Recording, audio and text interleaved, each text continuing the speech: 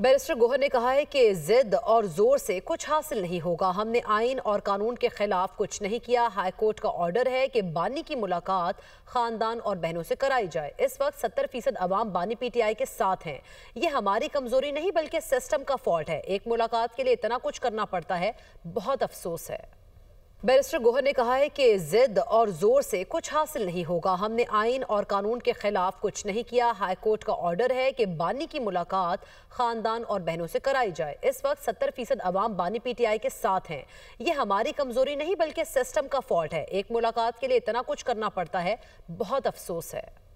Barrister Gohar ने कहा है कि जिद और जोर से कुछ हासिल नहीं होगा। हमने आइन और कानून के खिलाफ कुछ नहीं किया। हाई कोर्ट का ऑर्डर है कि बानी की मुलाकात खानदान और बहनों से कराई जाए। इस वक्त 70% अवाम बानी पीटीआई के साथ हैं। ये हमारी कमजोरी नहीं बल्कि सिस्टम का फॉल्ट है। एक मुलाकात के लिए इतना कुछ करना पड़ता है, बहुत अफसोस है।